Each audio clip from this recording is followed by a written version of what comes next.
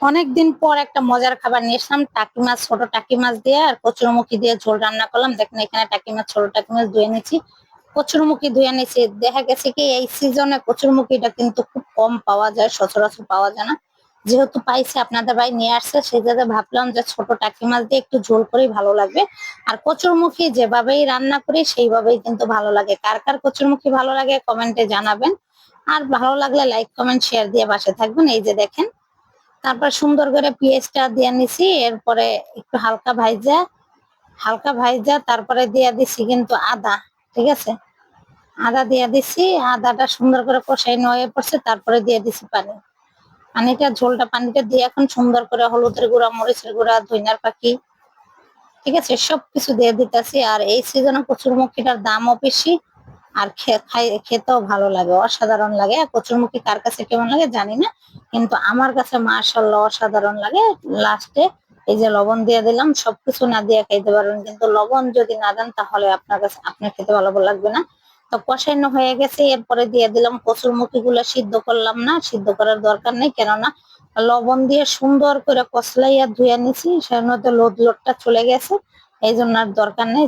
চাইছিলাম এই কড়াইটার মধ্যে করতে, যেহেতু কড়াইটার মধ্যে হবে না, তারপরে একটা বড় একটা পাতিলার মধ্যে নিয়ে নিছি। পাতিলার মধ্যে নিয়ে এখন সুন্দর করে লাড়াচাড়া দিয়ে কষাইতেছি।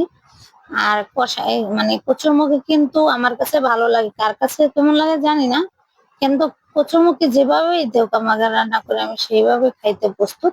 কচুরমুখী দেয়া তো আমার পছন্দ। তা ওই কড়াইটা ধুইয়া সুন্দর করে এখানে ঝোলটা দিয়ে দিলাম। কড়াইটার মধ্যে যে মশলাটা লেগেছিল সেইটা ধুইয়া তারপরে দিয়ে দিলাম। এখন দেখেন কালারটা কি সুন্দর আসছে, অসাধারণ একটা কালার আছে দেখার মতো। আর কচুরমুখী আসলে যেভাবে ভর্তা করেন, পরে গরুর গোশ দিয়ে করেন, মুরগির গোশ দিয়ে করেন, তারপর মানে এই এই ভর্তা যেভাবেই হোক, যেভাবে গরুর গোশ দিয়ে রান্না, মুরগির গোশ দিয়ে রান্না, সবভাবেই খেতে পারি।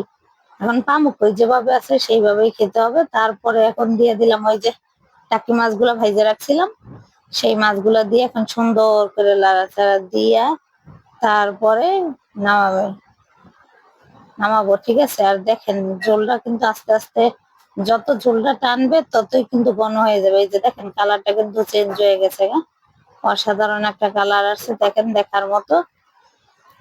আর কচুরমুখির ঝোল কে কে খেতে পছন্দ করেন কমেন্টে জানাবেন। আর যদি ভালো লাগে লাইক, কমেন্ট, শেয়ার দিয়ে পাশে থাকবেন। আর কচুরমুখী কে কে খেতে পছন্দ করেন সবাই কমেন্টে জানাবেন।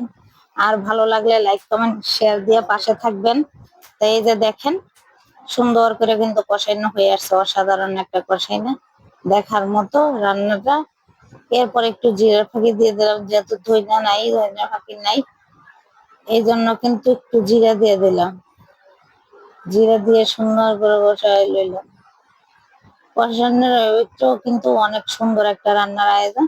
তো কচুরমুখ কিন্তু এখন সবার বড়টা দেখলাম যে না, সবার বড়টাও ঠিক আছে, মাশাআল্লাহ অনেক সুন্দর সুন্দর। সবার জন্য দোয়া করি, আল্লাহ সুস্থ রাখুক, ভালো রাখুক, সবাইকে এই দোয়াই করি। আর এই যে দেখেন কচুরমুখী রান্নাটা কিন্তু প্রায় কমপ্লিট হয়ে আছে। ভালো লাগা আর ভালোবাসা অনেকটাই আলাদা। সমান খাওয়া না খাওয়া মানে রাঁধতে পারলে অনেক কিছু, না রাঁধতে পারলে কিচ্ছু না। তাহলে রান্নাটা কেমন হয়েছে সবাই কমেন্টে জানাবেন। আর যদি ভালো লাগে লাইক, কমেন্ট, শেয়ার দিয়ে অবশ্যই করবেন। ঠিক আছে, আর রান্নার সবার মন্তব্য জানাবেন, রান্না কি হয়েছে না হয়েছে। আসলে রান্নাটা মন দিয়ে করতে চাই, ঠিক আছে, সংসার আর কোনো দিকে তাকাই তো চাই না, আর বলতে চাই না, ঠিক আছে। তার